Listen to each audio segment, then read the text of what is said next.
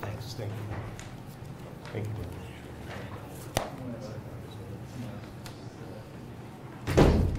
Secretary, this is Ben Schwartz. He's the state certification manager for the state for ES&S.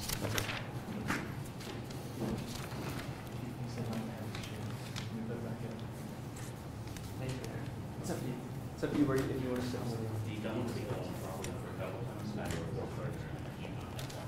Okay. There is coffee right across the hall. Anybody wants it? Thank you. Do we make water? We do. We do. I don't want to make you. He's one of my classmates. I've known him just like I said. And then Vince Carty is one of my professors. Here's your agendas.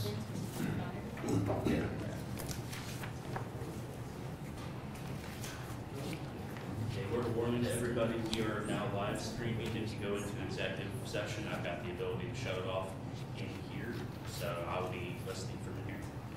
There's another one somebody needs. I appreciate that. Yep.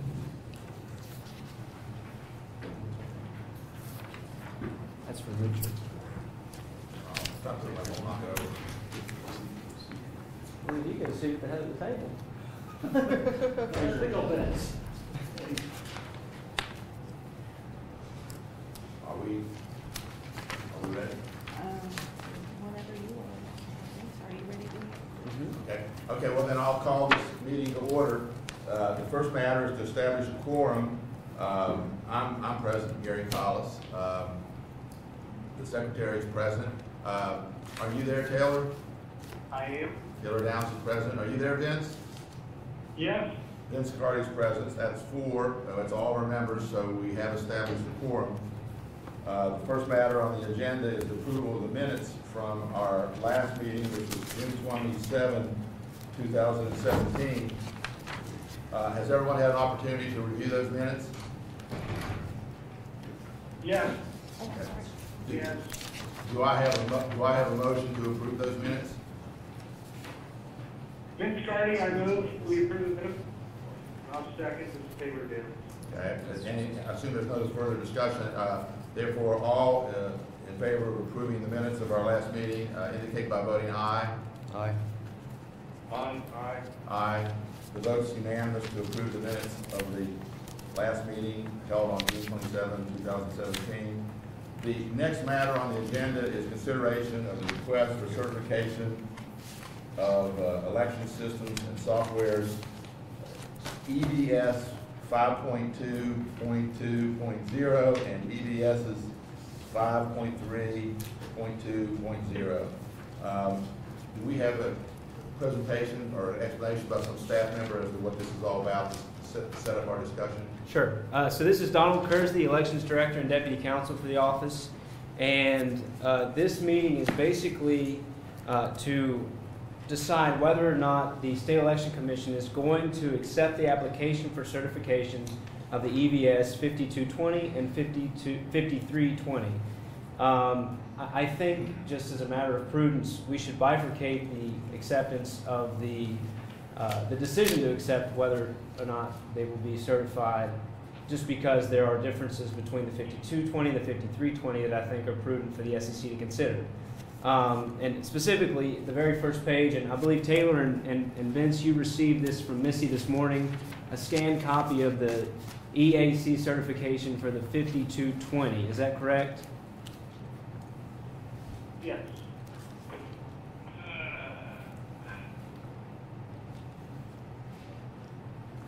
But today's page, actually, I've been in class since 8:30, and so I see it here, but we got two things here this morning. Yes. 852 and 943. So the first will have your certificate of conformance by the EAC for the version EVS 5220. It's just Okay. It's just a record that it has been certified by the EAC. Okay. Well, let's consider then the 5220 first. Yep. Let's go forward with that, and then we'll come to the second. So- What What exactly is this, and what exactly are we being asked to do? Well, present here are ES&S and the Mon County Clerk's Office for the certification request. So if you all could briefly describe what the 5220 is and why it should be accepted by the SEC or considered by the SEC to propose for certification. Excuse me, good morning. I'm Steve Pearson. I'm the Senior Vice President for Certification for Election Systems and Software. And I've got Ben Schwartz with me, who's the State Certification Manager for the state of West Virginia.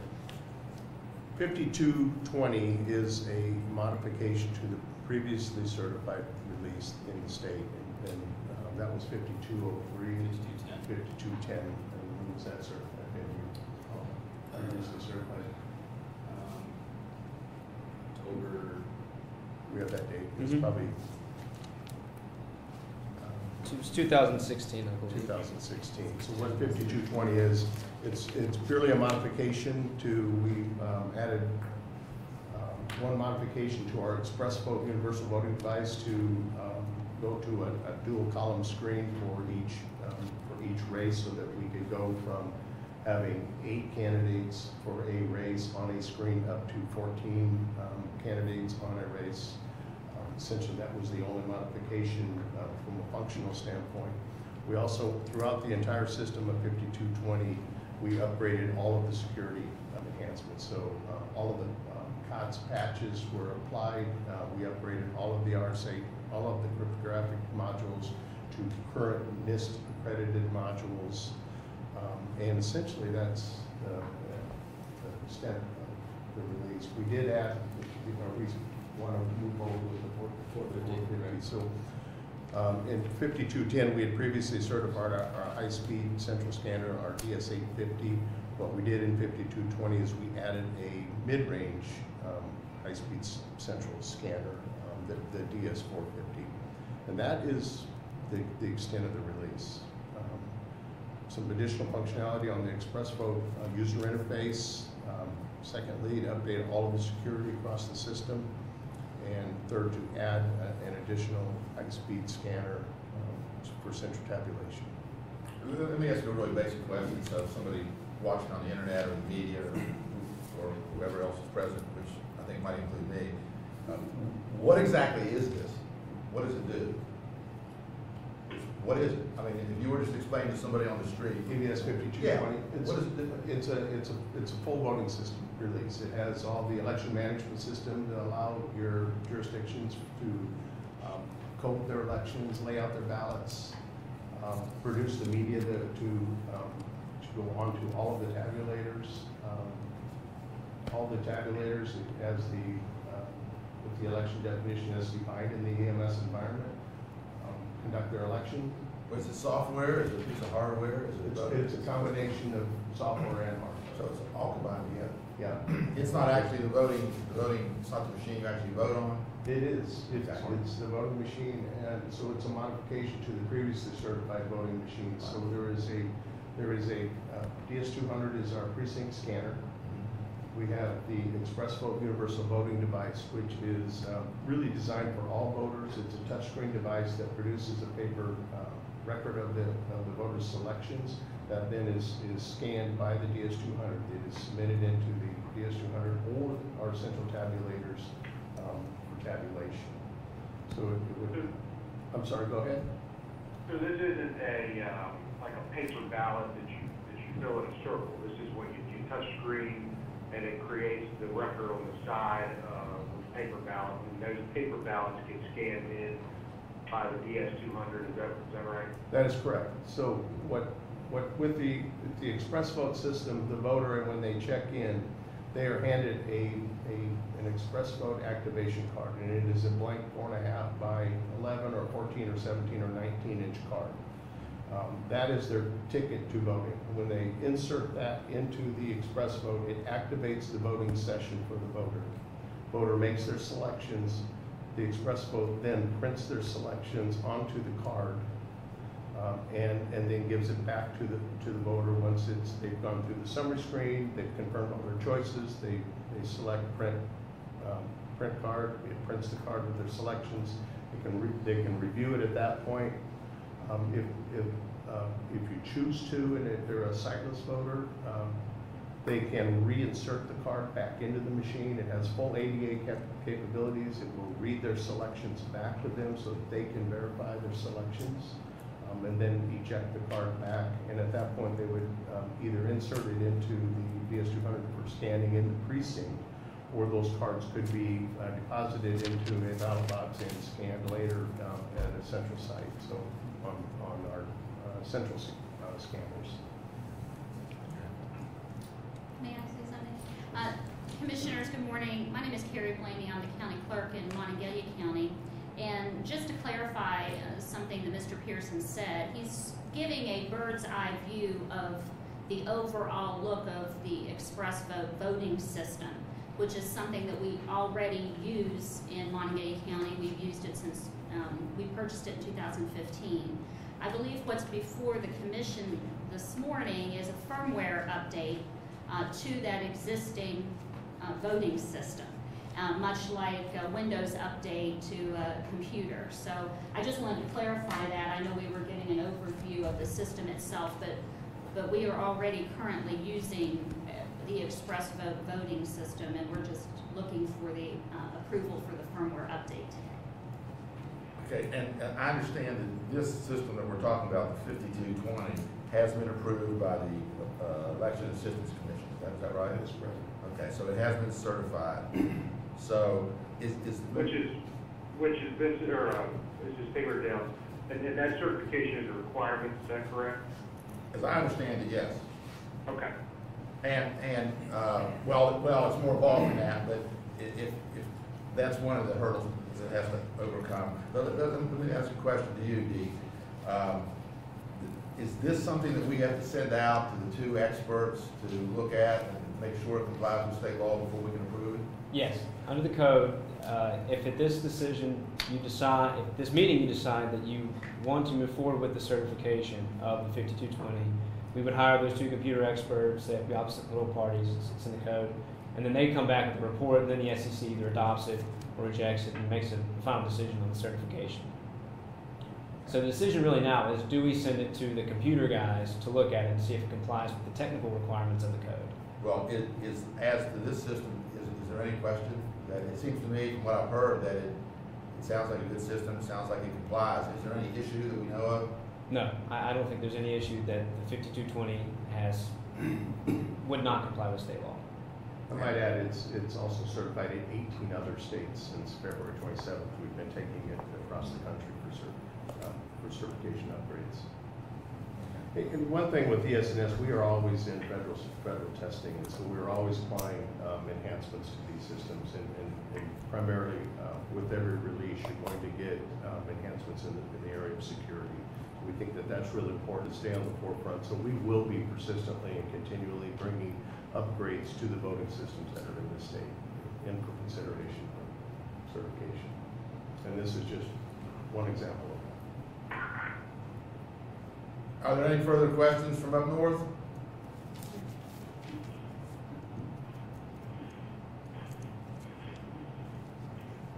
I take it that you don't have any questions, Vince or Taylor? I don't have any further questions on the 5220. Mr. Secretary, you have? No questions. Well, does anyone else here want to say anything to make any comment on this? Well, then I think that this is an appropriate time for us to consider a motion to approve the 5220 and to send it to our two independent experts for evaluation. Do I have a motion to do that? So moved. Okay, do I have a second? I'll second it, Vince. Okay. I assume there's no further discussion, then all in favor of approving the 5220 and sending it to our experts for a final evaluation, indicate by voting aye. Aye. Aye. Aye. The vote's unanimous to approve the 5220, which in this case means that it'll go to the next step. It'll go to the experts, two experts, each political party. I'm assuming that if they come back saying that it complies with state law and they don't see any problem, I'm assuming that we will then finally approve it and move forward. I don't see any reason not to. Okay, that brings us now. This is Vince. I just want to ask Dee Kersey. Dee, is what Gary just said, and meet with your understanding, that is, if these two experts say it's fine, then it's an easy question for us at the next meeting to just say, yeah, we certify it? Yes, that's my understanding. Okay. And just to follow up on that, they're evaluating for its technical compliance with what the code requires the machine to, the technical compliance for the machine in conjunction with the code. Is that correct? That's correct. They're not testing the machine like an independent voting testing lab would do. They're just making sure that as it is, does it comply with the state code, the basic requirements of the code. Gotcha. Okay, thank you. Okay, that brings us now to the 5320. And I don't know, maybe the best way of explaining it is explaining how the 5320 is different than the 5220. But I'll let you explain it any way you think is best. Okay, sure, happy to. There's a little background on this. With ES&S has a history really with all of our systems dating back probably 30 years to provide the capability for counties to modem their unofficial results in on election night. In addition to bringing the media in and the results tape that is generated by each of the precinct tabulators, as well as the ballots, there is another option within the ES&S systems that enables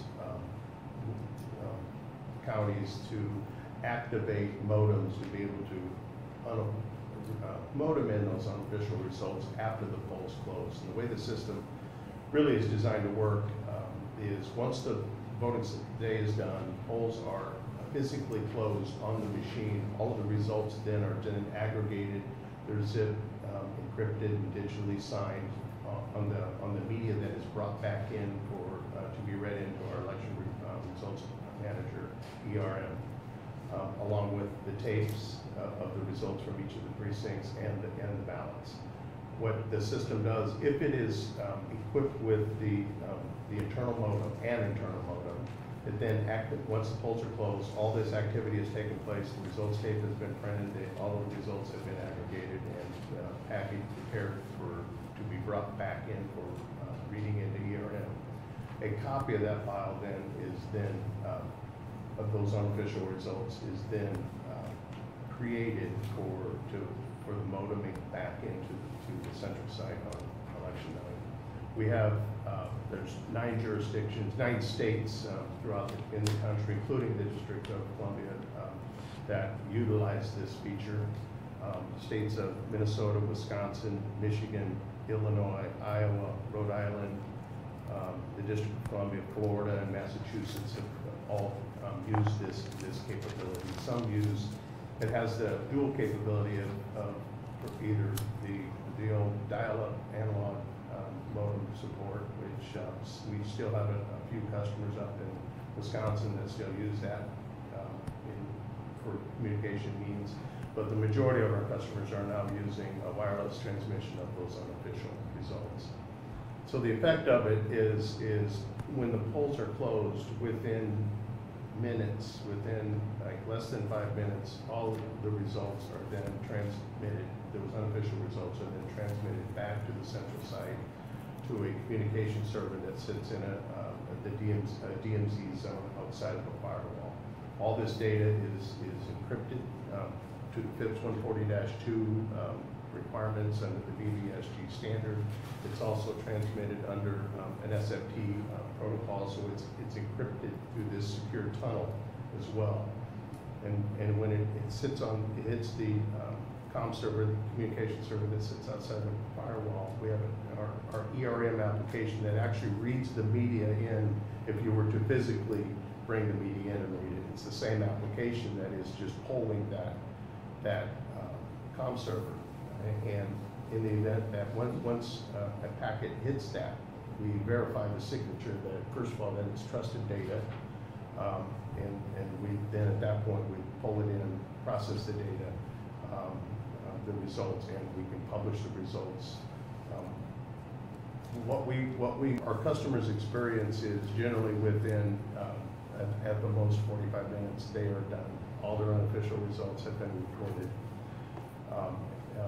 What it does is it actually adds another layer of security to the system to ensure that nothing has been compromised with any of the data. With this mode activated, like I mentioned, it just takes a copy from inside that DS200 of that results bundle and sends it in, and you have those results. That media, along with the tape and the ballots, then are transported in, and they generally are read in the next day. You can read that media in, you can then compare the results. And that way you would ensure that if those media, as people are driving, that's when something could happen with that piece of media, because between the time it leaves the polling place to the time it hits the central location to be read in, who knows what could happen. We've never had anything happen, but it could. At that point, when you read in the results the next day, you can verify that those results are the same for each precinct from each machine to ensure that they're 100% accurate. If a stick had been compromised, then our ERM would notice that. I mean, because the digital signature would have been violated, it would not have processed that stick. A red flag would be raised then for comparison. So and the background on the whole history on this was 4 or 5 years ago, we went through federal certification with our EBS 5000 release, which was our initial release under the new electionware umbrella, which is our election management software. We had completed all testing with Wiley Laboratories, which was the EAC accredited laboratory. And at that time, we were the first folks to bring that forward under the EAC program, full end-to-end wireless communications, unofficial results on election night. Wiley had completed all their testing. We were in the final stages of approval when the EAC took a little deeper look at their requirements, and they issued some clarifications and some interpretations that one of the things that they interpreted was on election night, they didn't honor unofficial. They don't honor unofficial results. In their mind, all votes are official, even though state law in all states that I'm aware of, those results are unofficial until they can be canvassed and finalized. The second thing is they changed their interpretation on when polls close, and their interpretation was polls closed. It's not when the machine is put into closed mode and the results are aggregated and the voting machine is turned off. It's when everybody leaves the polling place and the door is locked. So it extended what we would call the voting session to beyond when voting activity is taking, which had a different interpretation in their mind with telecommunication, even though those results were unofficial, but in their mind there's no such thing. And then the third aspect was by connecting up to the inside network through the firewall and the communication server sitting on the outside. And they're still struggling with this interpretation today. That's why there is no vendor as under the EAC program, and since its inception, has certified a system that has fully end-to-end telecommunications of unofficial results. Because in their interpretation was then if you're connecting up like in the manner that we're doing, then all of the data on the inside of the network would have to be fully encrypted. So data even at rest in the entire system would require to be fully encrypted. Managing the impact of that and our determination of that is extremely difficult for our jurisdictions around the country. Your 55 counties have really all levels of what we would consider capabilities. A lot of folks don't have strong IT staffs, they don't have strong technical knowledge, but to manage all these keys that would need to be managed would be very challenging, to say the least. So what we, at that point, we chose to do is not take it to that further step on the inside to encrypt all the data on the inside of the network. The VVSG requires all data that is in transport in either direction to meet the FIPS 140-2 encryption requirements, of which we meet.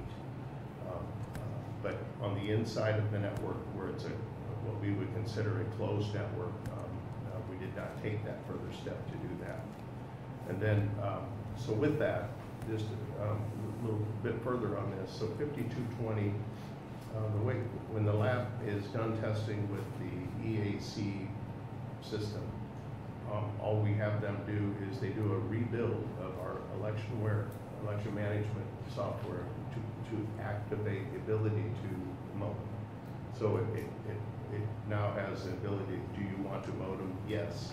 So now you can configure your downstream, all of your tabulators, your DS200s, to be able to modem. We had to, so they do a rebuild, basically just to activate that capability, because what we do is we hide it in 5220, 5320, we display it, that capability, turn that function on. The DS200 firmware is rebuilt also to do the same, to activate it, because in 5220, the DS200 firmware would not recognize the modem if a modem was in there. So we have to activate that so that it can use that functionality. And then the third thing is on our ERM, which is Election Results Manager, so that it can activate itself and be able to use that same function. So it's the same firmware, same software, it's just rebuilt to activate, it's basically turning on the licenses to do that. So the systems are identical. We meet the VVSG requirements 100% with the exception of the inside network not being encrypted. So it would have been, so 5220, they don't require encryption, but at 5320, they require full encryption. Now there is one other manufacturer that has recently, under the EAC program, got modeming certified, but what they do is the data gets transmitted in to Central, and then they sneaker net that stick over to the inside network because they didn't want to do the same thing either. So, so that's kind of where the industry is at. So with respect to the 9 states and the District of Columbia, this is a very extremely valuable tool for them. I mean, when you think about the states that are using it, you know, we have very large jurisdictions where it's beneficial, but we also have smaller, very remote states and jurisdictions. And on election night, you know, it's hard to predict weather in a lot of cases. You're expecting people to drive late at night to bring this data in. So it's really a great means, but it doesn't really add any additional risk, and it actually, in our minds and the minds of the folks that are using it, it adds another layer of protection. Well, Kind of a long story, but that's the whole history and the background. That's where we're at today with this. Okay, let me ask some real basic questions. Mm-hmm. So what you're saying is the difference between the 5320 and the 5320 basically is the 5320 lets you modem the election results from the precincts, is that where they're originating? Correct. To county courthouse? Correct. Where the votes are compiled for each county. Yeah. It doesn't have anything to do with the counties reporting the votes to Charleston, where all the votes for the state are. No. So what you're It talking. just allows them to do it sooner. So. Those unofficial results. So let's use Monongalia County as an example. Mhm. I don't know how many precincts there are in Monongalia County. 41, How many different actual locations are there? 29. So there's 29 different places that people can vote in Monongalia County. So with your system, instead of somebody having to drive in the results to the courthouse, they would all be sent by modem over the internet. They would still drive that media in that night or the next day. I'm not speaking for you, Carrie.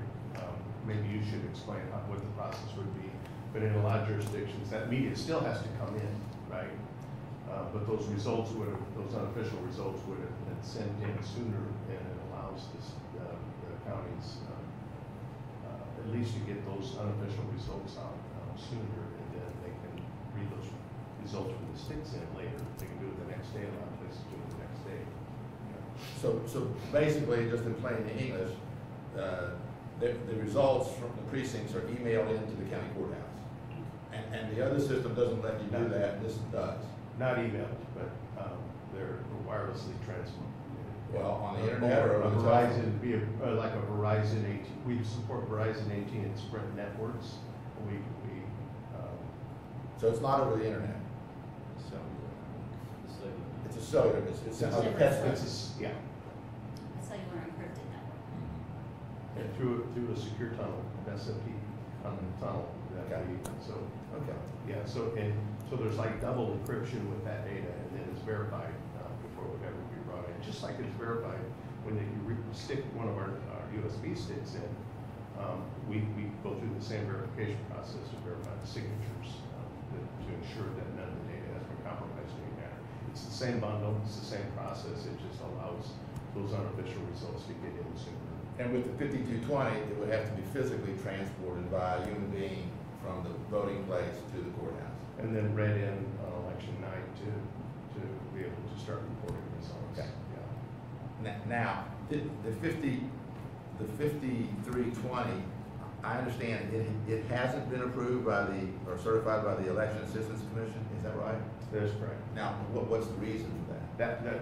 The one exception that I identified was the full encryption on the internal network, the local area network. It's a closed network where the EMS environment resides. So that's your electionware and ERM sits on the inside in the county's office in a secure environment with all the authorized personnel that have access to those systems. And it's really only active just prior to the election and shortly after the election. At that point, everything is brought down. And even though this hasn't been certified by the Election Assistance Commission, it has been certified by this NTS labs, right? Yeah, so what we do is once the lab is finished testing, and I'll use 5220 as the example. Once they've finished testing with 5220, and they're writing their report to send to the EAC of all the results of their testing.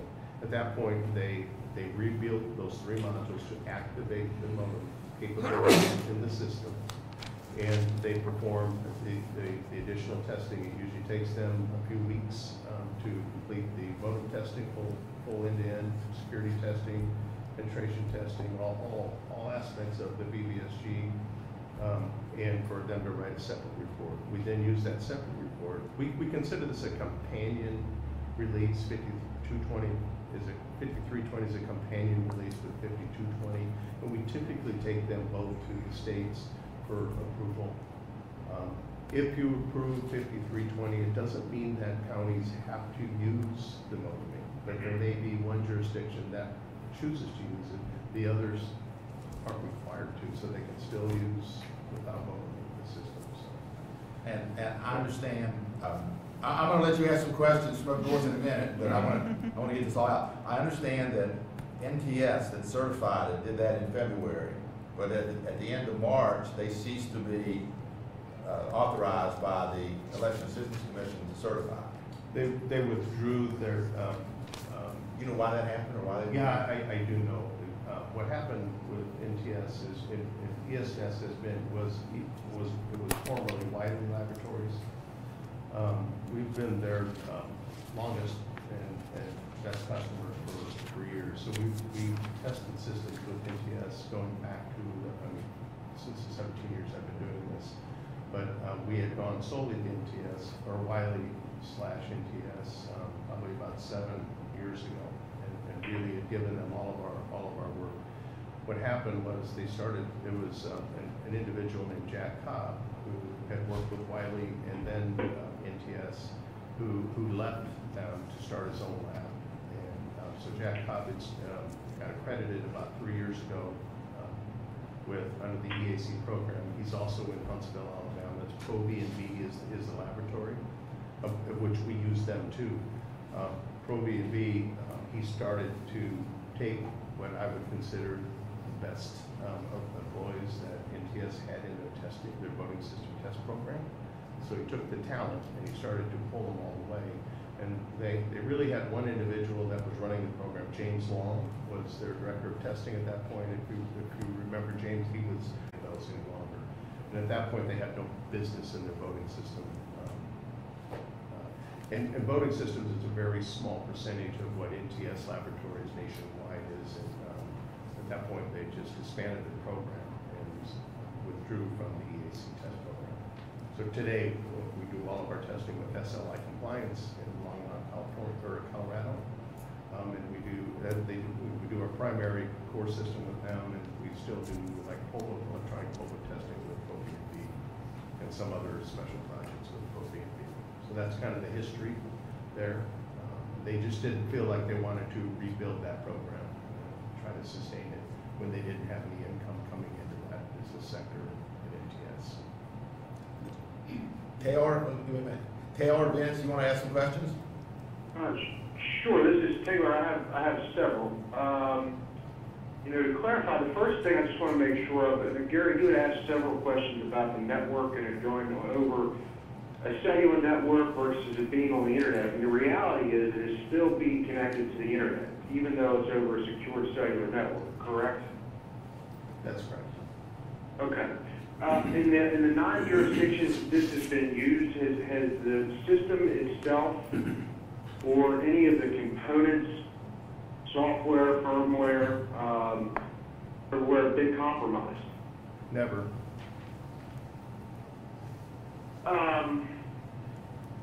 Have there been any attempts to compromise? I'm not aware of any. Do the security Continue to do that, probably every 6 months or every year. If anything goes on the historical list, we upgrade.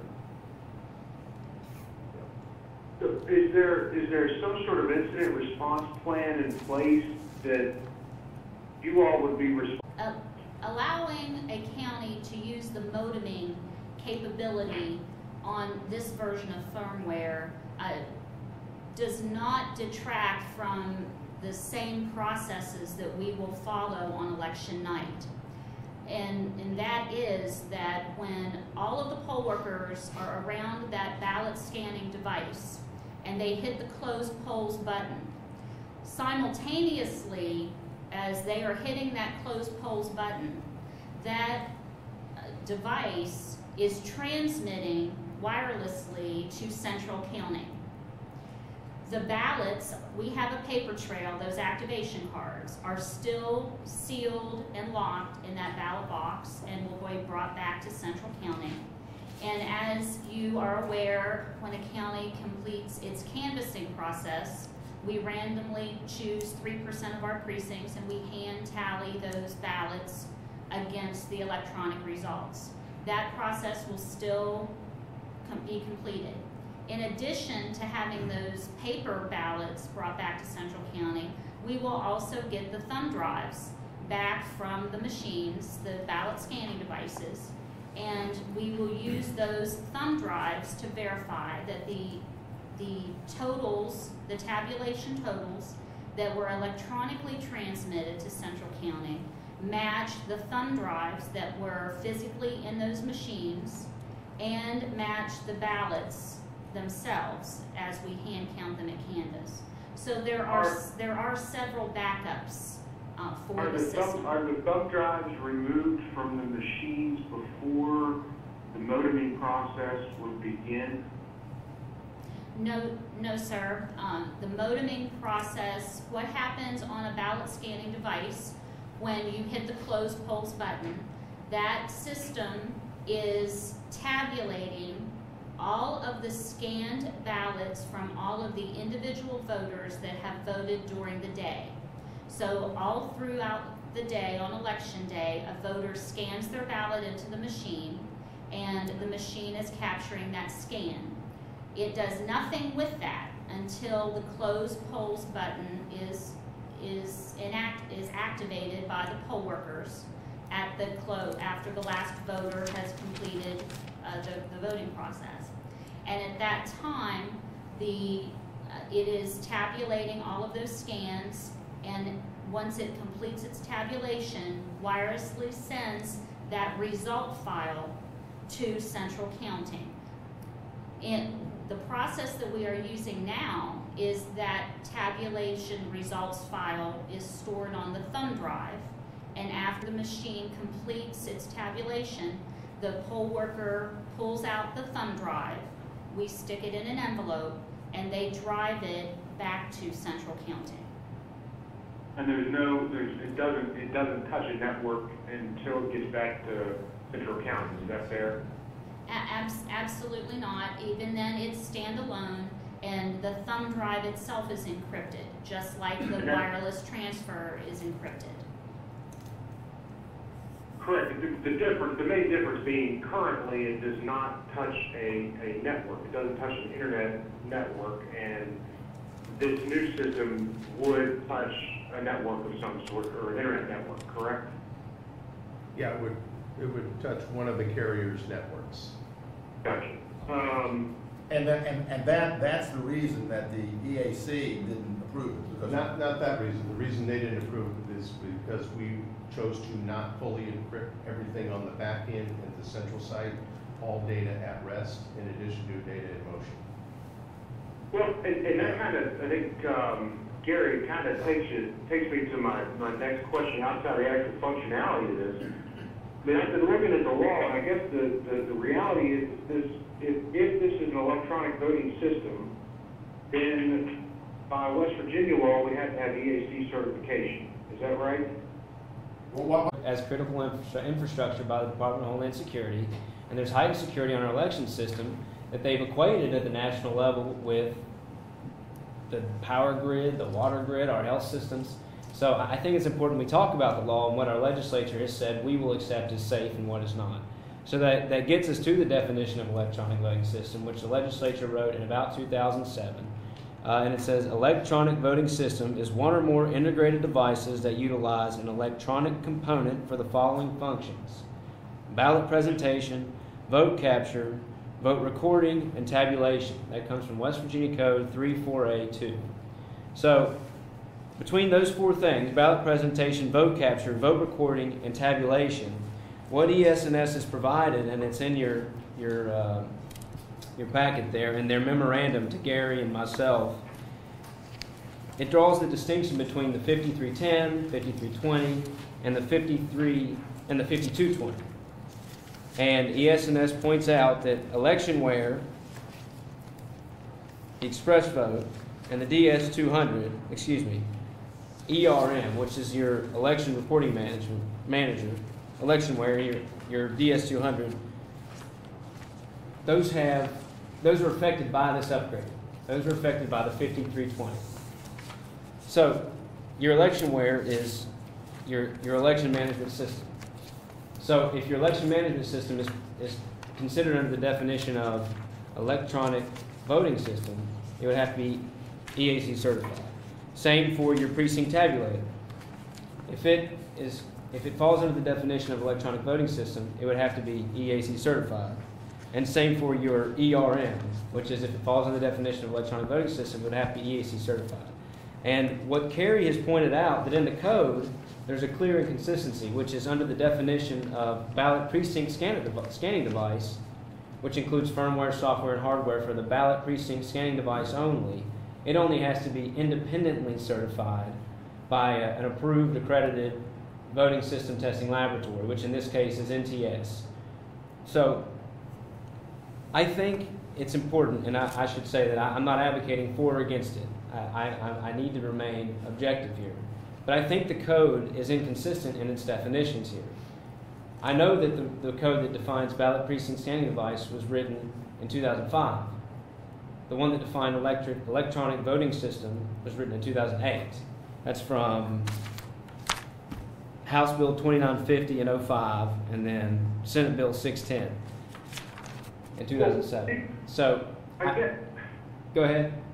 I guess, I mean, okay, so, and I'm not saying one way or the other in my mind whether this is an electronic voting system or not, because we should probably have some discussion on it, but, you know, assuming for a second that it is, if we still look at the law then says it has this current federal standards requirement. And as I understand what you said, those current federal standards require that it be certified by an accredited entity, and I'm assuming at the time that we accept it. Is that right? It's a little off. I'll distinguish. If it's an electronic voting system, under state law, it has to be certified by the EAC. Under federal law, it says the EAC is the federal authority on electronic voting system certification and testing. And the EAC says you can have an independent voting system testing laboratory approve your voting systems if state law permits. That's also in your packet there. So by our state law, it does permit ballot precinct scanning devices to have independent VSTL testing, but it doesn't permit VSTL testing for the electronic voting system. So the question before the SEC is whether or not the EVS 5320 is an electronic voting system. And I think to get to that decision, you have to consider everything that the EVS 5320 would affect, which isn't just your ballot precinct scanning device. Just based on the memo that ES&S provided, I think it also affects electionware and the ERM. And you're here, so is that right? Does That's true. 5320 affect those? Yeah, what I described is the code's the same, but the lab does a rebuild, so they actually rebuild and create a new executable that it turned on the modem. So that's really the only difference, and we roll the number, you'll see the version number, by one digit to indicate that the modem is activated in that version.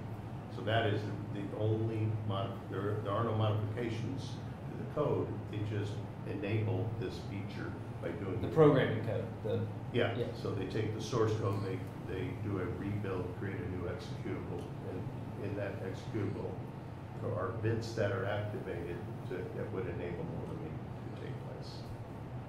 Is there a reason why ES&S has not gotten it recertified by another accredited entity?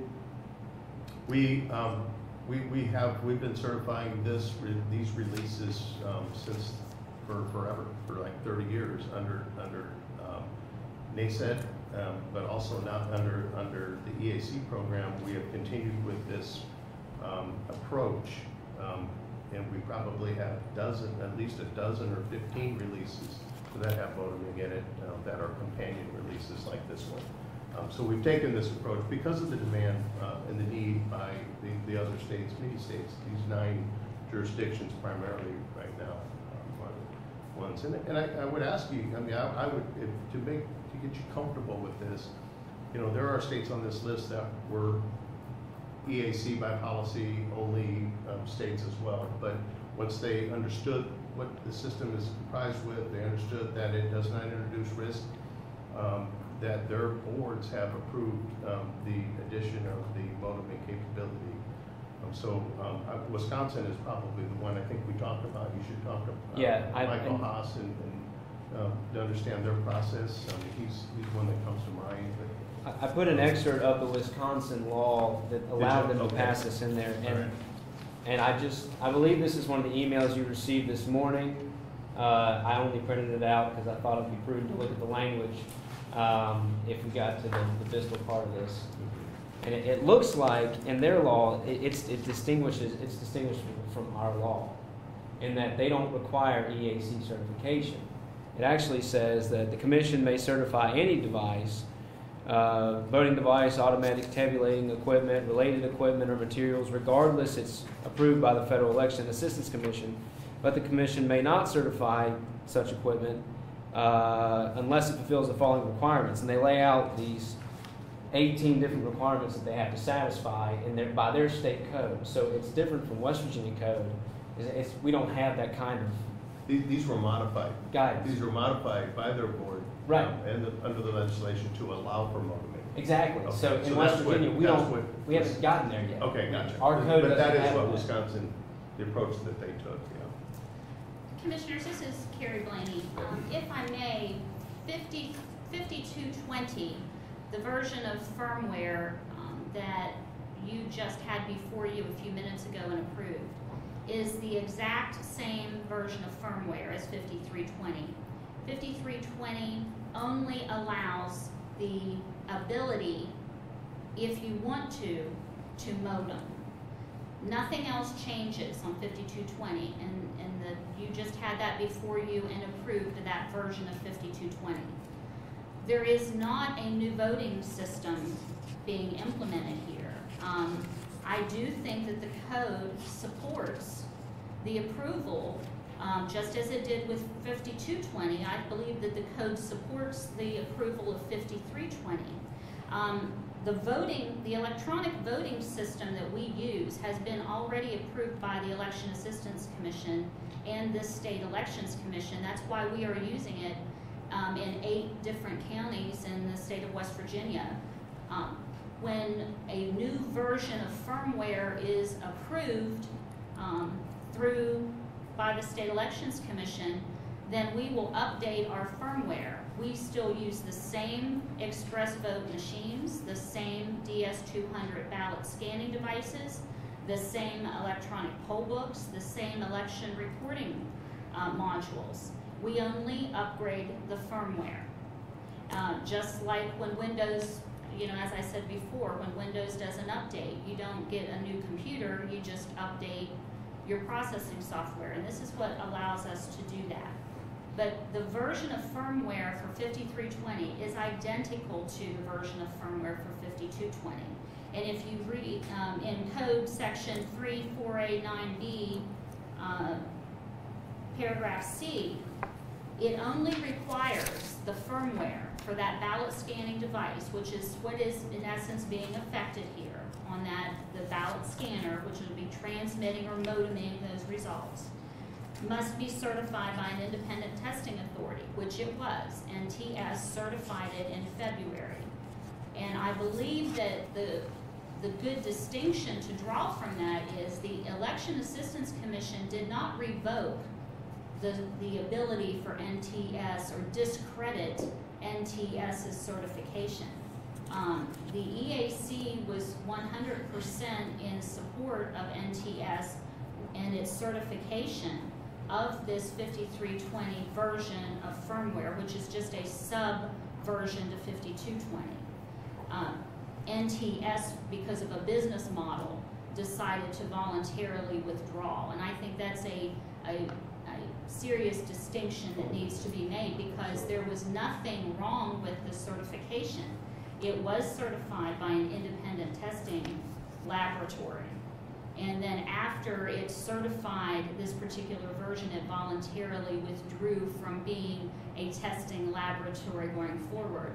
But it did comply, as I believe that you've got letters from the Election Assistance Commission before you. It did comply, and the EAC did ask it that it would support any software that it certified, and there was no problem with that.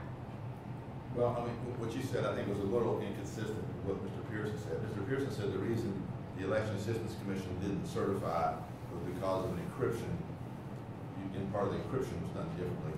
You're saying it's the capacity of the modem. Can you clarify that? Which is, what troubles me, and the only thing that troubles me, is the fact that the Election Assistance Commission hasn't approved this system, which means that they haven't sought approval since for 5 years with the EAC to approve these systems. Okay, but you indicated to me earlier, I think, that there was some policy of theirs that you thought would be an impediment to them approving it. I mean, can you clarify? Yeah, it really goes back to their determination that we needed to fully encrypt the entire election management environment on the inside of in the back office. Okay, That's strictly the reason. All other aspects of this capability, this system, meets the WVSG standards and would have passed certification. So that's really where we stand. Yeah, I mean, and that's the only thing that troubles. I mean, because I'm gonna be really frank, and I don't really understand all the technical aspects, which you probably can tell from listening to me talk. But it seems to me that the legislature here in West Virginia sort of placed their trust in the Election Assistance Commission, figuring that they would set the standard. And it bothers me a little bit if this system wouldn't pass their standards for us to approve it. I mean, what's your response to that? Again, it was a business decision on our end that we felt that the changes from their interpretations of some of those requirements that were written, not necessarily by them, had a negative impact on the users of the system, the performance, the management of the system, and the ability to support the system. We don't have access to these systems remotely, and if we're trying to provide support to these customers, it's very difficult with all of if everything on that entire internal network is fully encrypted. It was a business decision on our end, and again, it's there to support the customers around the country in the 45 states we do business, and these particular 9 here, and potentially 10 of folks that really desire to use this capability. But the 5220 is fully encrypted.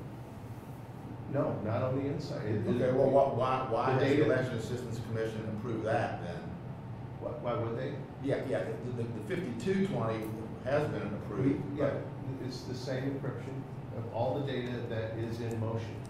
So anything that is put, like when you create you burn your media for your election definition to go install onto all of the voting devices, that data is encrypted and digitally signed. And then when you insert it into the machine to load that election, the event, we call it the election qualification code, that passes those keys, it verifies the signature before it would load that election on that machine.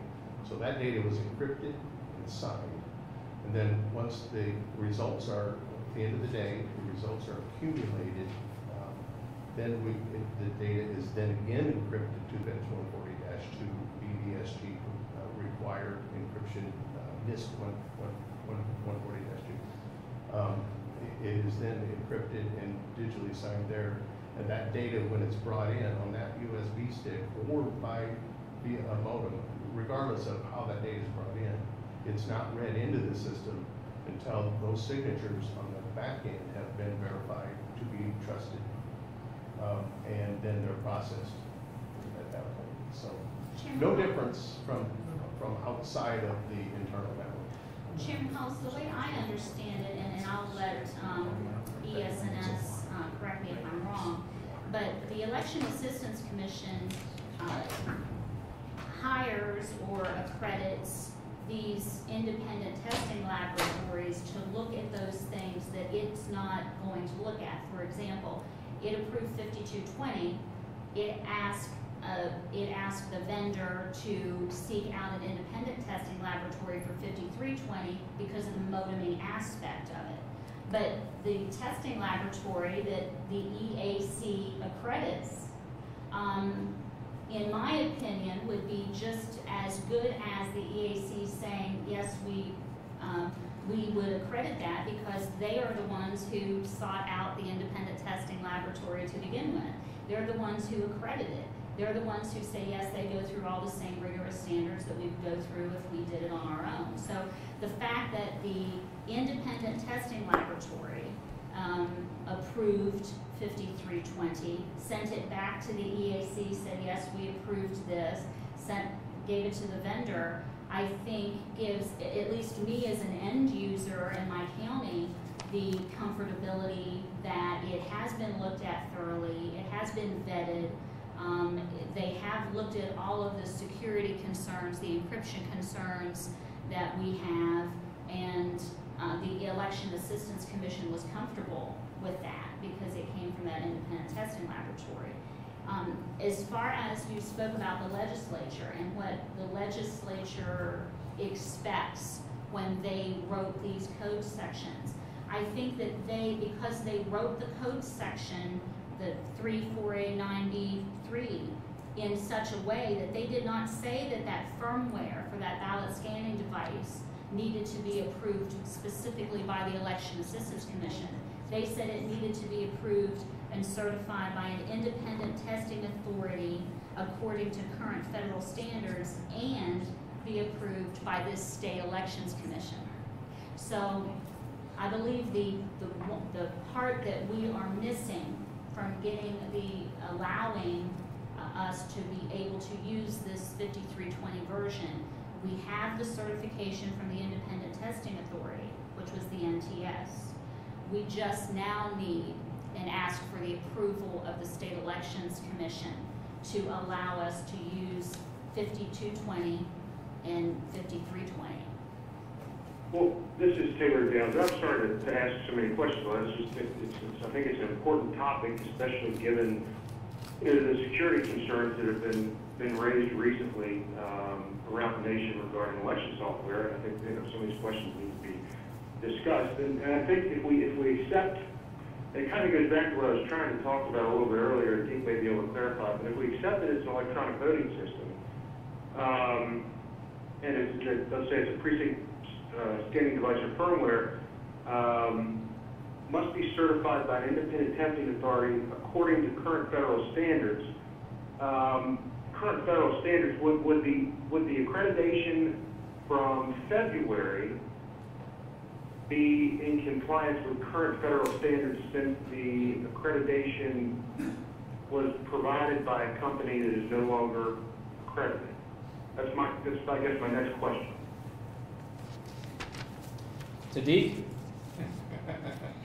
Well, I think that that's going to be a discretionary decision that the SEC will ultimately have to make. I think that your reading of the code is correct. It does say current federal standards, but that could either mean the VVSGs, which are the voluntary voting system guidelines put out by the EAC, or it could mean their actual accreditation by the EAC. I don't know that the code is clear on that. Sorry, go ahead. I'm sorry, go ahead. There are new VVSGs coming out, and there are drafts that have gone around, but they won't come out until 2018, so it's not really relevant to consider right now. So the current federal standards right now are the same federal standards that were in place when the NTS certified 5320. Yeah, 1.1 is the other current VVSGs, and then, yeah, those are the current standards. Yeah, so to answer your question, Commissioner, yes, the same federal standards are in place today as were in place at the time that this 5320 version was accredited and approved and certified. That's assuming if the code isn't talking about the accreditation of the independent testing facility, that the code is in fact talking about the VVSG standards. I don't think it's clear from code is my point on that. Well, it says according to current federal standards. Which standards? For accreditation of an independent facility or for the voting systems itself? But I think it's not clear from that. Oh, okay. And one last one, and then I promise I'll try to be quiet. If we vote to accept this for testing, we still have an opportunity to come back and revisit the issue before accepting the actual machine and system to be placed into use, correct? Ultimately, yes. I don't think it's an end-all be-all once the computer experts say that it complies with state code under the technical specifications. But you do open the door to, if we bifurcate firmware from electronic voting system definitions, I don't know how many other groups are out there that can upload firmware to your voting systems. I don't know that there's anybody that can upload or do anything for an express vote. But we still have Ivotronics out there that we have to think about, and it just might be troublesome without some kind of code change or discussion with the legislature on how to define these things differently, because frankly, I think the code conflicts, I think the definitions conflict with each other. I don't think the legislature intended to read software out of, or firmware out of the definition of voting systems. And that's just based on my last 48 hours of research. If you do that, then what you're left with electronic voting systems is a box, and your express vote that you vote on, and your DS200, which is your tabulator, and your election reporting management back at the Central Counting Center. You just have the equipment, but you're reading out firmware from the definition of voting systems, and I don't know that that's what they intended to do. And I just came across this morning, which is, and I passed it out to everybody today, from the Help America Vote Act. There's a definition of voting system. Now, this isn't the West Virginia adopted definition, but it's how the Congress defines voting system.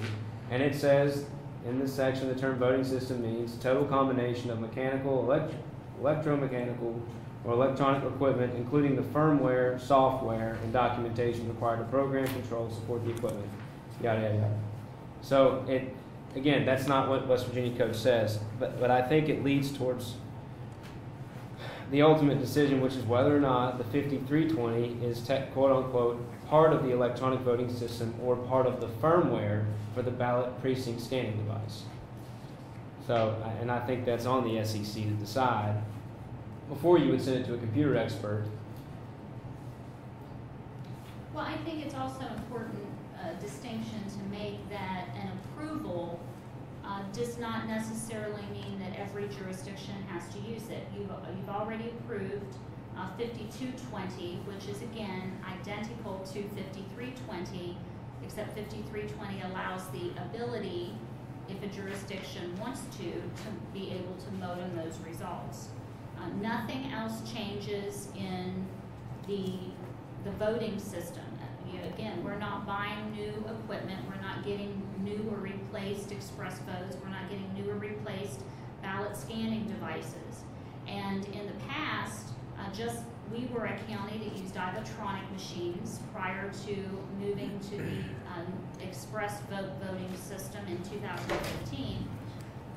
Where we used electronic voting machines, we upgraded our firmware every time election systems and software got a new version approved so that we could keep up to date and we could have the most current version of firmware and software on our voting system that we could. And that's all we're asking for today, is to allow us to have the most recent, the most up-to-date available version of firmware for the voting system that has already been approved by the State Elections Commission.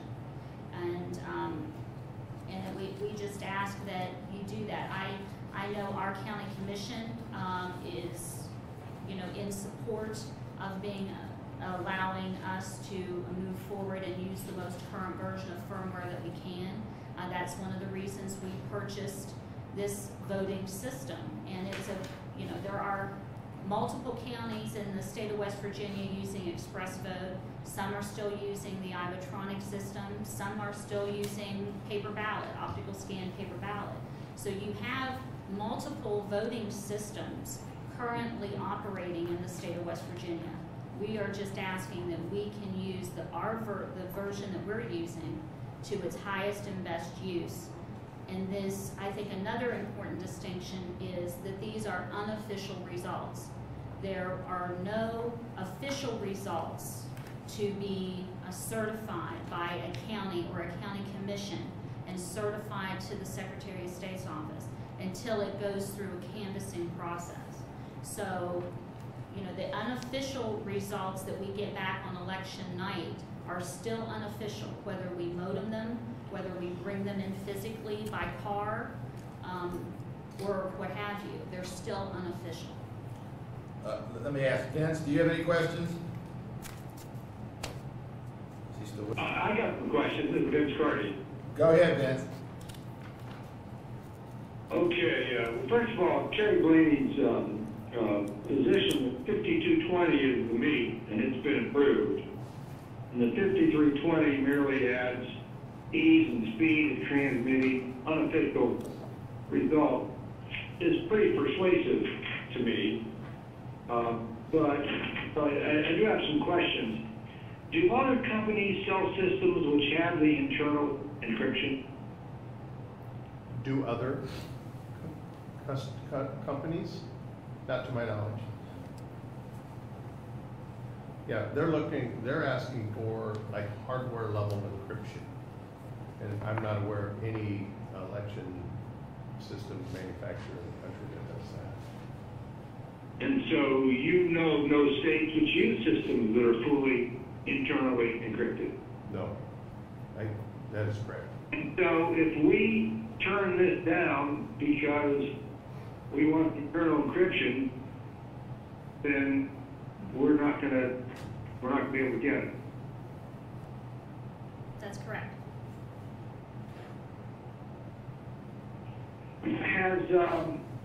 has anyone raised any criticisms, questions, expressions of concern about the 5320? No, not today.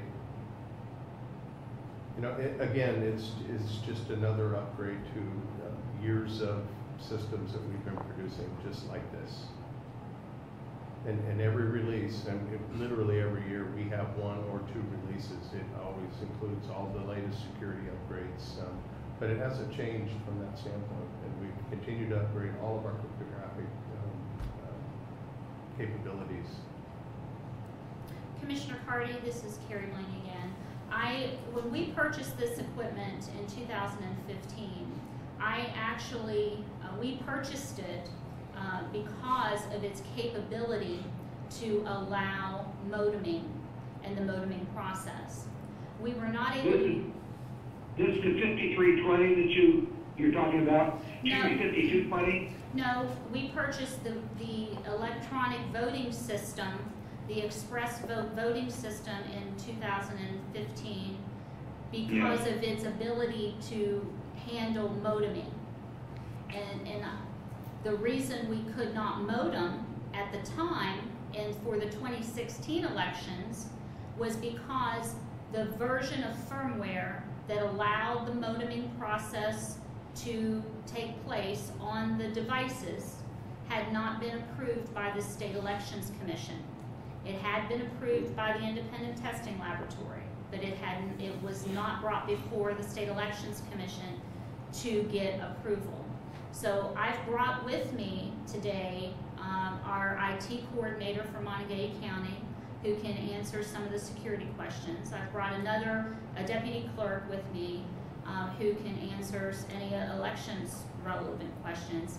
But I also sat down in 2016 with our then prosecuting attorney because I showed her our exact system.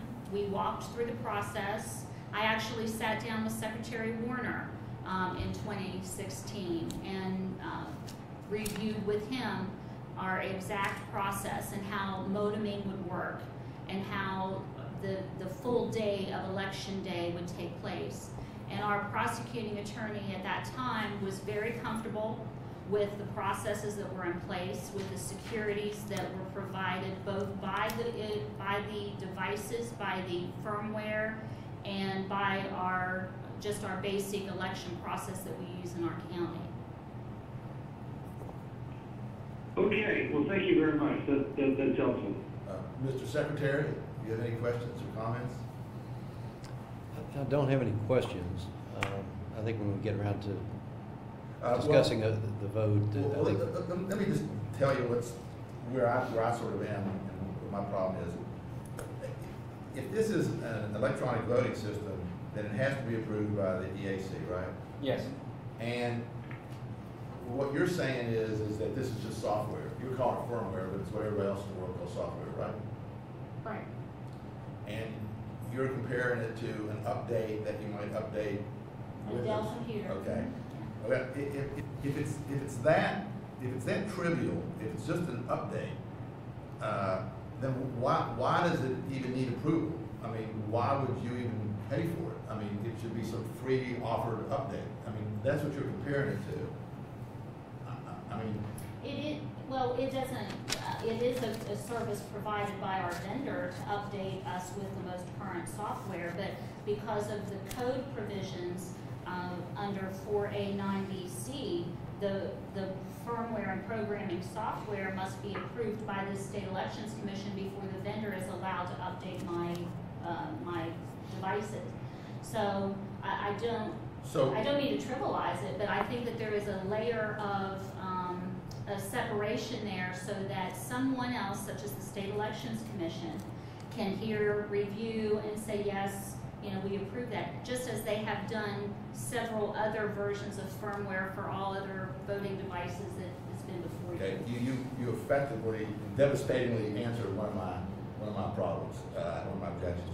But still, the question remains that if the software or the firmware is not a voting electronic voting system, or part of an electronic voting system, it's not, then that means that all electronic voting system means is just the hardware, the box, the mechanics, the parts that I can feel with my hands. Is that what you're saying? That software is not electronic voting system. Electronic voting system is just a piece of metal. Is that what you're saying? That's my take and my understanding from the definition that's in West Virginia Code. West Virginia Code defines an electronic voting system as the integrated devices that utilize an electronic component for ballot presentation, vote capture, vote recording, and tabulation. So in our system, we have a three-part voting system process. We have an electronic poll book where a voter walks in, we give them credit for showing up to vote, we give them a blank card, they walk that blank card over to an express vote device, which is your ballot presentation, and they make their selections on a touch screen express vote. They take that, print that out of the machine, and they walk that over to a DS200 ballot scanning device. They insert that in, and it drops into a ballot box. So the ballot presentation, vote capture, vote recording, and tabulation is done on basically two devices. An express vote touch screen, which is like an electronic pen. It has no counter on it. It has no identifying marks on it.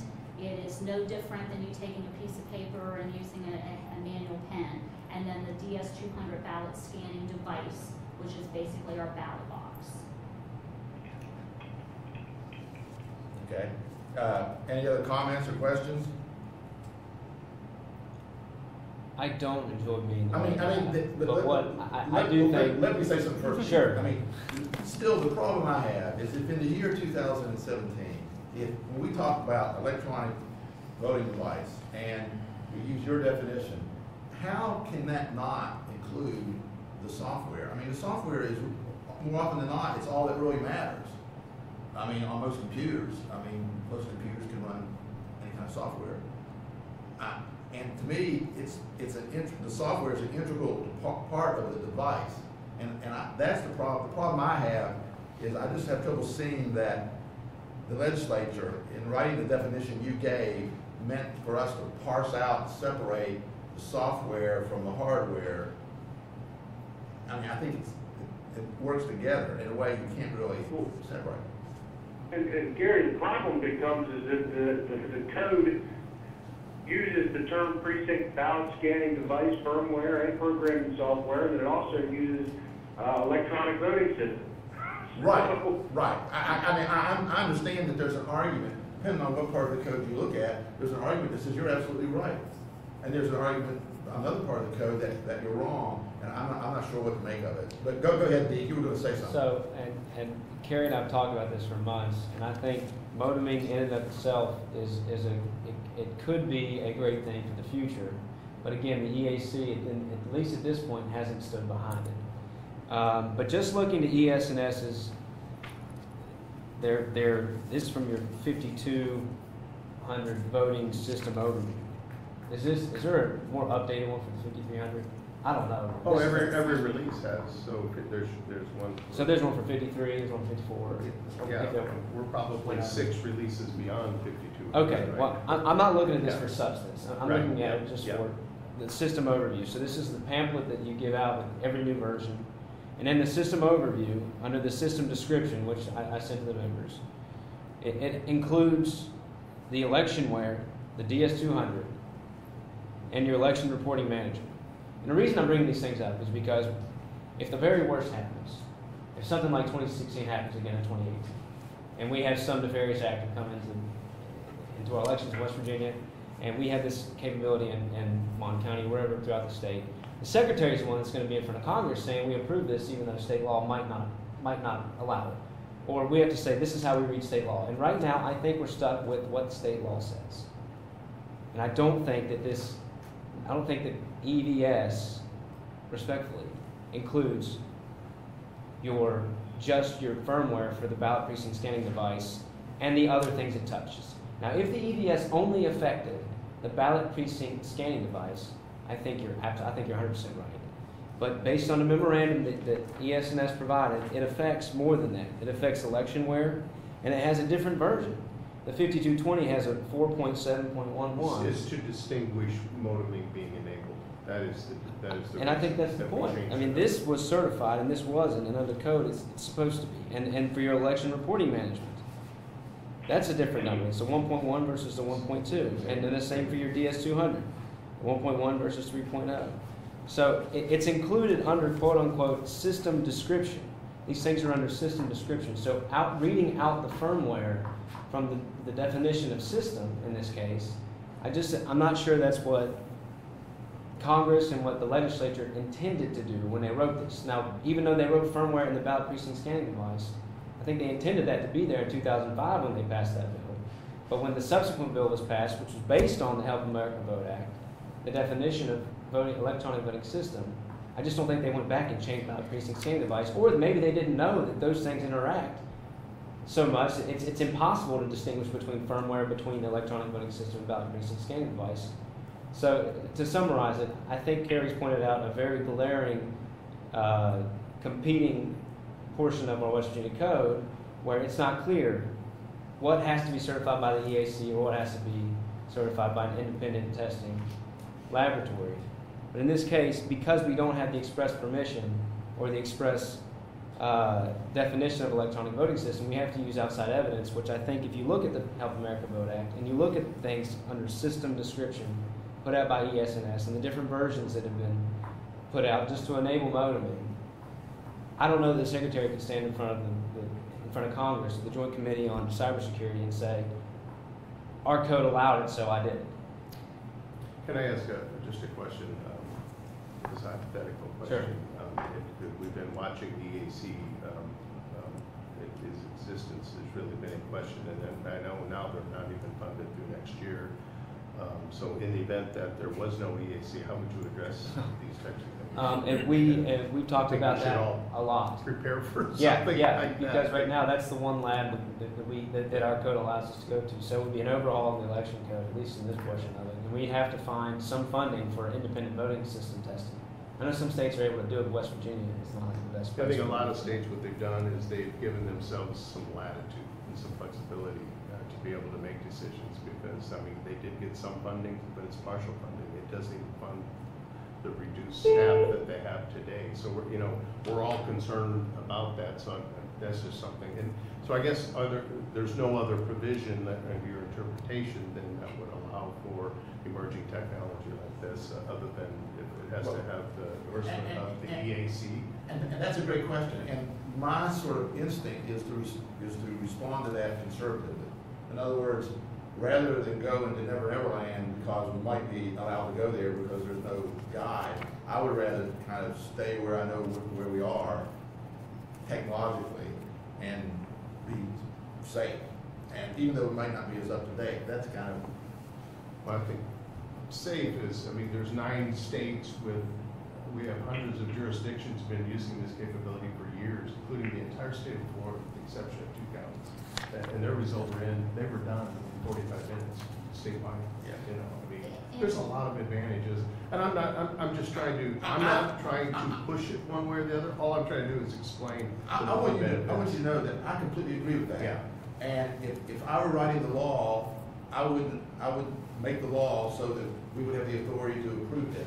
I just have a question. I just think under our statute, under the law the way it is, that we can't separate out this system from just an electronic voting system. And I mean, it seems to me that's the problem. But even if we do not separate it out, even if we say that the voting system and the firmware are the same package, the voting system and 5220 version of firmware was approved by the Election Assistance Commission, and the 5320 version of the firmware was approved by an accredited laboratory of the Election Assistance Commission, that the Election Assistance Commission said, yes, you can certify and yes, you can approve this. So in essence, it was approved and it did have the blessing of the Election Assistance Commission for the version of 5320. So along those same lines, if we're going to look at it as a package, that the voting system and the software, the firmware go hand in hand, in essence, it does meet your standard bearer requirement that it had approval from the Election Assistance Commission, because the Election Assistance Commission gave that authority to the MTS for its approval. There is one more thought on this, and really all it is it's another means of delivering the unofficial results. How a jurisdiction delivers the results is not prescribed under the WVSG or the EAC. So once the polls are closed, those results are aggregated, they're encrypted to meet the standard.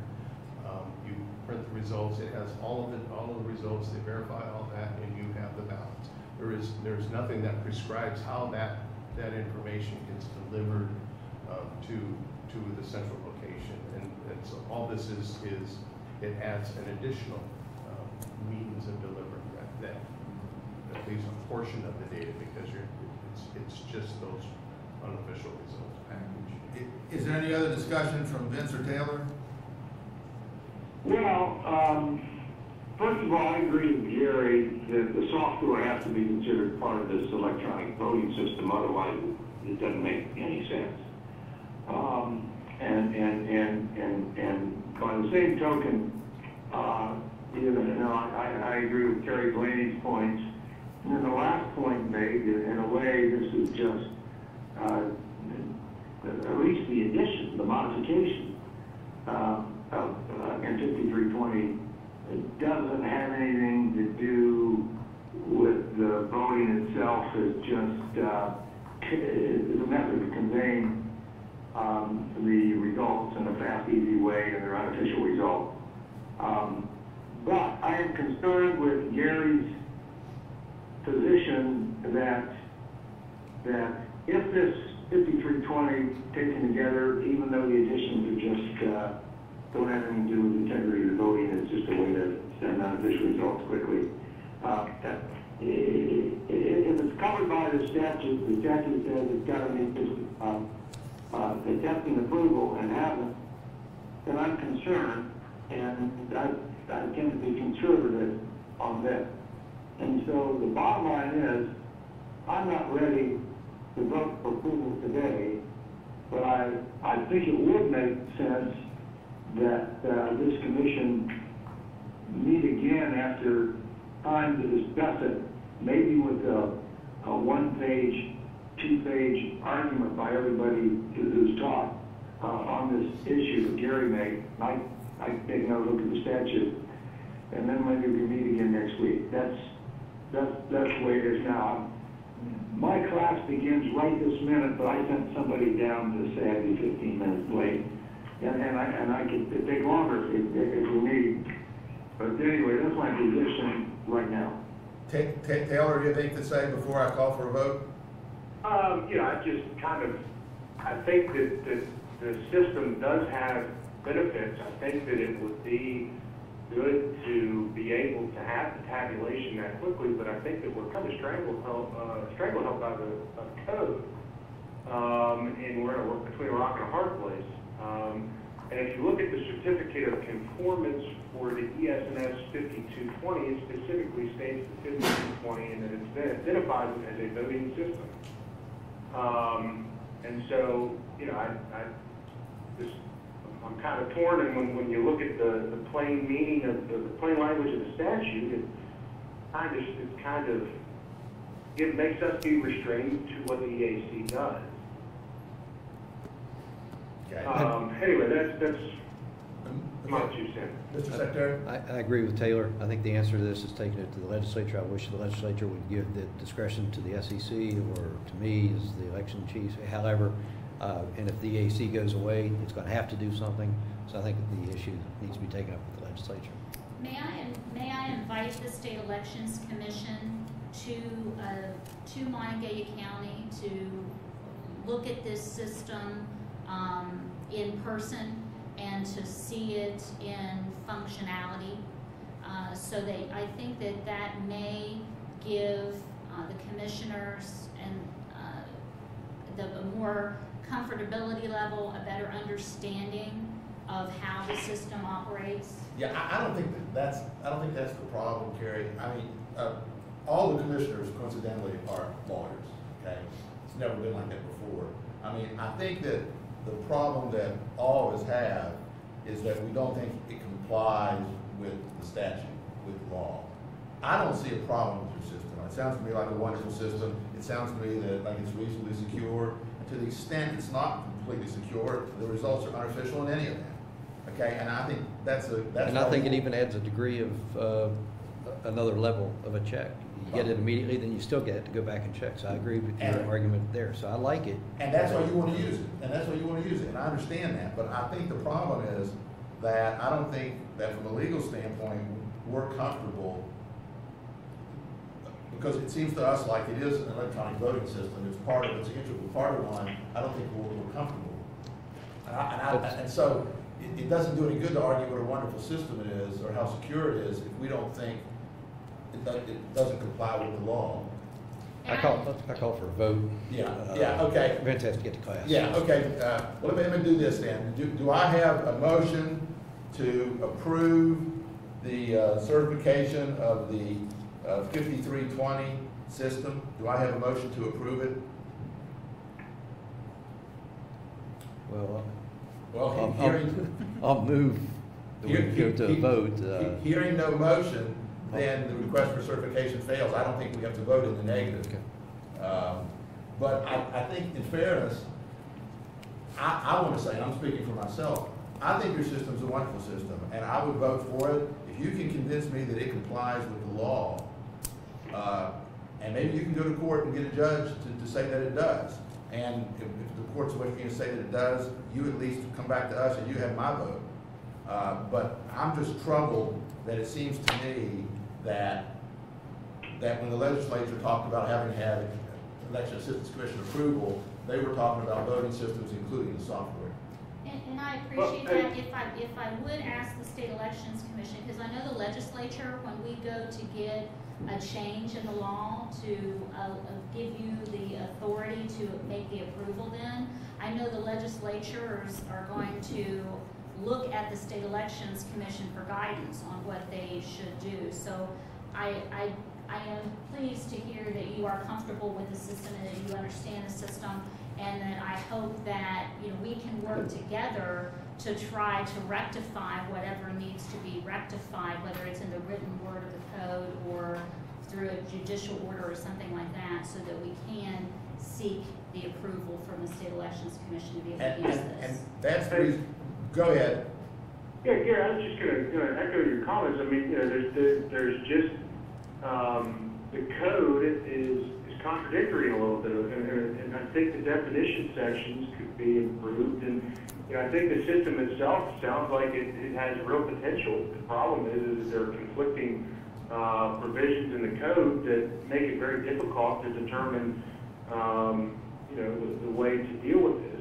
And maybe the appropriate way is to work with the legislature to clean up some of the language in the code, given new technology and since the time that the statute was written. Well, I agree with all that. This is Vince, and I'm signing off. Okay, Vince. Thank you. Thank you. We'll still have a quorum without you.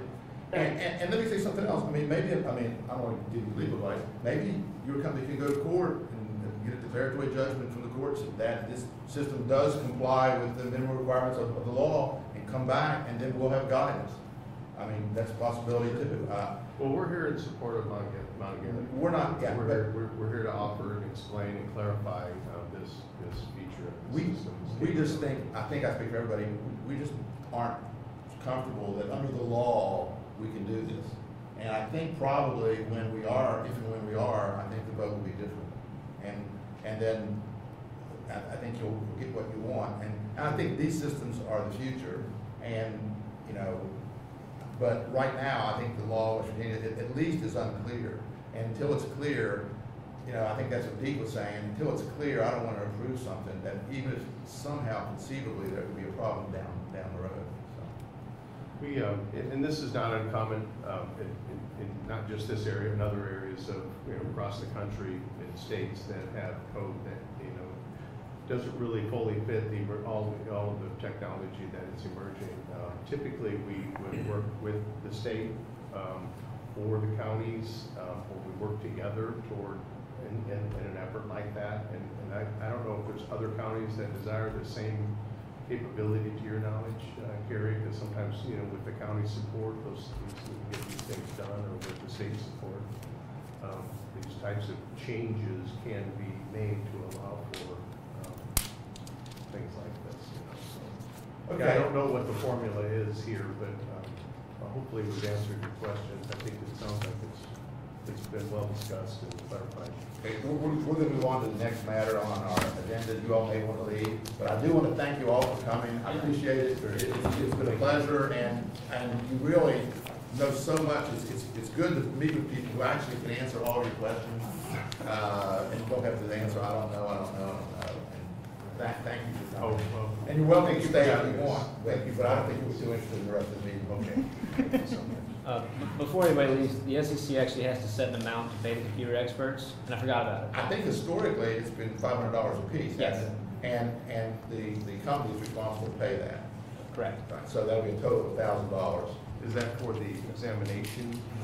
Do we come in for examination now, or what's the next step? This for will the we'll 5220? contact computer experts, and Mrs. She knows a little bit of nothing. We contact computer experts.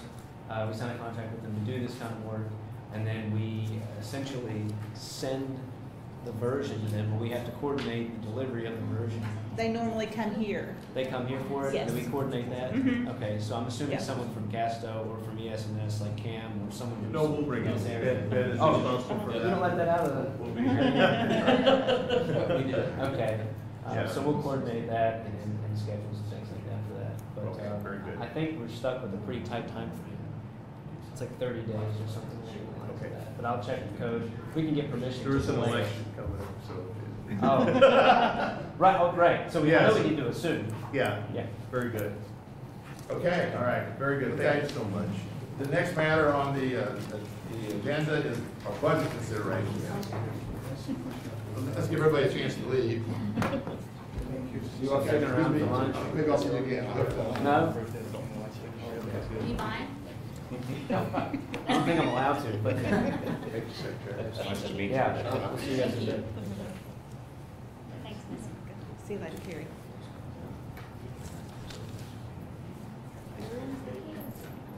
We're all done. Nobody here. The media is still here. You want to join us?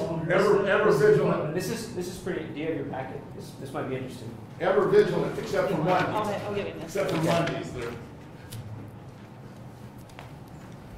Okay, is there something we need to talk about? Yes. regarding So budget? we have on your budget considerations under the new voter ID law that comes into effect January 1st, 2018. Every person who goes on election day and during early voting in person to vote has to have a valid identifying document, which could include a variety of different kinds of documents, including your driver's license, a passport, any other ID issued by the DMV or federal government. It also includes things like your voter registration card, your utility bill, your bank statement, anything of that nature. But the Secretary of State's office is bound by that law to create some kind of general program to make sure that everybody who needs an ID gets one. So what we've done is we've tried to make this the most cost-efficient and effective program that we could. And we identified that somewhere around 95% of people in West Virginia have driver's licenses. So that means 5% don't have those. What percentage of people have the non-driving ID? We don't have that number. We don't have that. This is based on internet research, not Okay. intimate research with DMV data. This Okay. is just a rough estimate. So we're targeting, it sounds like about 5% of the public who we know don't have a driver's license. That's population compared to driver's license issued by the DMV in 2016 total. So with that, we found an ID printer that we use for employee IDs in the basement in our computer lab. It's fairly new. It's not used very often. It costs $1,000 a year for the software to print IDs. So we've designed a program where if somebody doesn't have an ID, doesn't have a driver's license, that's those 5 people, then or any other photo ID, they can apply for a free voter ID that we will mail directly to them. We already have the program designed, and we'll mail it directly to them. It's free of charge. It's a PVC image burned onto. It's an image burned onto a PVC card, which is if you feel your driver's license card right now in your pocket, that's what it is. It doesn't have a laminated sticker on it, but the image is burned in there, and we have IDs here that have been printed for years that they haven't faded. There's no problem with it. So the reason I'm bringing this up to you is because we know that the SEC has funds to use on educational programs, and I think the fact that voter ID is now going to be required starting January 1st, 2018, we need to get the word out to the public that you have to have an ID. If you don't have one, go to your county clerk's office and you can apply for a free voter ID. So I have here, and we sent this through the mail. I believe you should have gotten this in your email, Taylor. But in your packet there, you can see just as an example of a flyer. It could look 100% different than that, but we would like to produce some kind of one-page advertisement with simple facts on what's required. It's for the voter ID program on election day. All I have are little bullet points of what's affected, or what law was passed, or what law was affected, what documents are required, and who's allowed to get a voter ID at the county clerk's office. We can send out the flyers for approval if you'd like, but we're really seeking approval right now for some sort of budgetary consideration for the SEC to allow us to use funds for an educational program in the state. Okay, so this ID, in order to get it, all you gotta do is walk into the county clerk? Yeah, so this isn't gonna comply with any of the stuff like the fly on planes or any of that? No, not at all. And we have, I think on the other one that I gave you, you should have too. It should have a disclaimer at the bottom that says. So you'll see what I'm getting at. So there's no particular ID you have to have in order to get this? No. Okay, so You just have to be registered to vote. Right. That's it. So, okay. Are you cross-referencing the voter rolls with people who don't have driver's license and then targeting them specifically to mail this? Well, so we're not going to target. It's going to be an application thing that the voter would have to take a proactive approach, and that's why we want to have an educational portion of this. These are free. These will be free. Yeah, these will be free cards. So they're different than what DMV's doing, where you can get the non-driving ID. Right. It'll be totally separate from that. If they get a non-driving photo ID, then they won't be capable of a voter ID. The reason for these is to make the burden on the state as little as possible, to make accessibility as great as possible for those that need it. And also, a person that didn't have the documents that they would need to get something from DMV would still be able to get. Yes. So a person just walks in and says, "I'm John Smith. I live at this address." They look it up, and then they just take his picture and give it to them. That's exactly right. They fill out that application in front of you, and that's it. We confirm the registration, then we send them a free card if they don't already have one. Oh, I like it. I'm not sure that's exactly what the legislature had in mind, but I like it. We just because essentially, cheap and easy. I know. Essentially, it means anybody that wants to vote can get around the fact that you have to have an ID because you can get this ID without having any ID. Right. You just have to be registered to vote. That's the prerequisite. And there's an exception for anybody who already has a driver's license or a photo ID. They aren't eligible for this because they already have it. Right. Yeah, okay, I understand. Go ahead. Yeah, that's it. We weren't going to target voters. We hadn't thought about targeting voters that aren't registered with the DMV because those specific files, I don't think the DMV has shared with us. I don't know if they're willing to share it with us, who's actively in the DMV rolls. I just know based on general research on the internet without any kind of special access that about 95% of West Virginia has a driver's license. That's where that number comes from. It might not be right. That's just my estimate. So I just asked that question. It seemed to be the most effective way to get to the people who didn't have the ID, at least in my mind, off the top of my head, unless they're illiterate. Yeah, no, I agree with you, and that's a conversation we could have with the DMV. Luckily, we don't have many elections until the May 2018 primary, but there are some municipal elections even January 6th of 2018. So, is there a proposed amount that you're looking for, and what kind of program are you trying to do for some outreach? Well, as far as the amount goes, I don't have an estimate because we could spend it all and not have enough. Well, what do we have in our? You want money from the SEC? Right. What do we have in our 5,000 or budget? so. I think the new appropriation was 5,500. For the flyer. Sorry. For the flyer. For the educational purpose. In the SEC budget, how much is in there? Oh, it's 5,000. Yeah, $5,000. Okay, and that's till next June, Right. June 30. Right. Okay, and so so you want us to give you some money out of that to help pay for that? Sure. Okay. We gave it all back to the legislature last year. I'm bringing it up now because last time I said we could use it. You said give me a Well, reason. let me ask you this, is there anything else that we can anticipate that the SEC is gonna need money for between now and June 3rd? I mean, particularly? I have no, I can't predict. I don't know. I mean, I do know that this is, I can't predict we're going to either. spend thousands of dollars from our reserves regardless on voter ID education program. This would just help. And the SEC can get behind a flyer. That's really what we're intending to use this for, is for Yeah. the physical paper to go to all the county clerk's offices, high schools, wherever, throughout the state. Similar to the pamphlets you saw for, you may have Well, seen. how much the do you, special I mean, election. do you think we should give you all of our money, or just 4,000 of it, or what about, I mean, how do you want to, I don't want to be greedy. I mean, it seems to me like it's a worthwhile expenditure of money. Should Make we people- it's not gonna do any good to have this program available if no one knows about it. It's a In secret. fact, we gave money away or gave it back last year. Yeah, I know. Our budget was more than. How much did we get back last year? A little over 6,000, I believe. Yeah, I don't wanna have to give it back. I mean, if we can spend it for a worthwhile purpose, I think we ought to do it. Well, can we do an appropriation now, and then, when is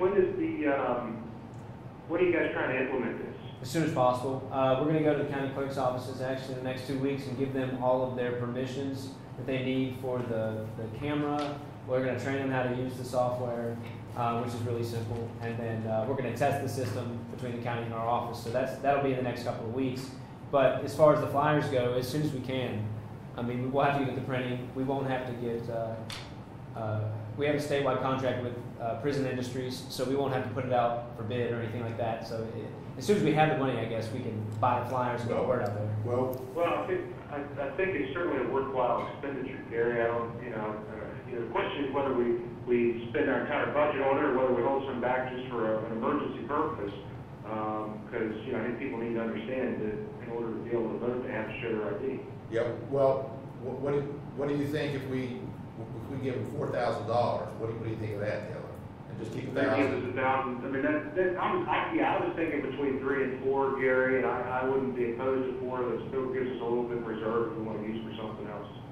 Well, I think if you want to go low and be safe, it's not a problem. Like I said, we're going to do other things. And we're going to have to come back at least in the next month or so because we'll have to approve or deny the certification of the 5220 after computer experts look at it. So I can ask them and say, hey, we need more money.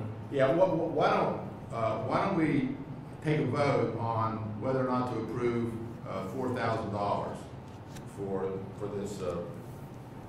this program? Does that sound okay to everybody? Yeah. Okay. Well, do I hear a motion to approve the State Election Commission spending $4,000 out of its budget for the purpose of this program to promote the public getting these IDs? Do I have a motion? So moved. Do I have a second? Second. All in favor, vote aye. Aye. Aye. Aye. Motion carries unanimously.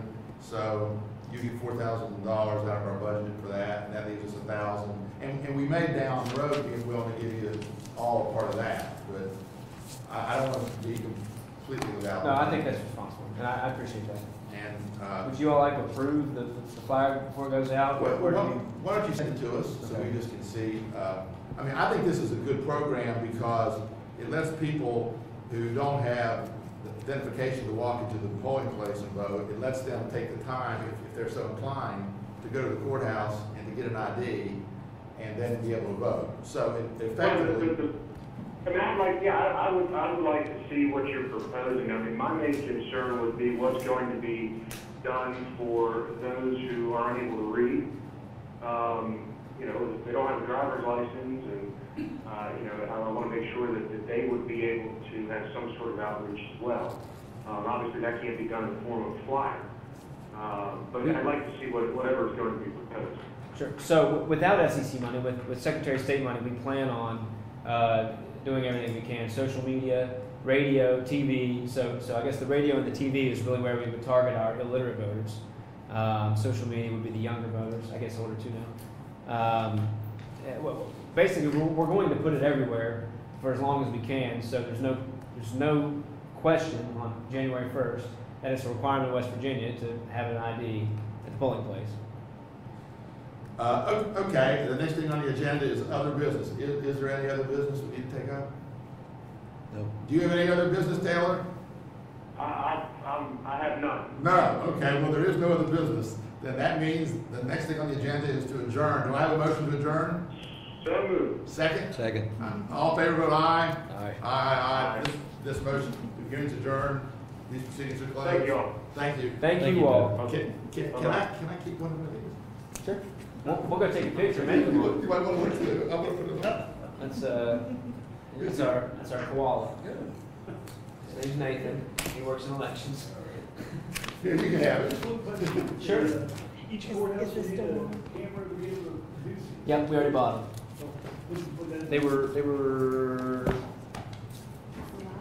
$30 a camera. We got a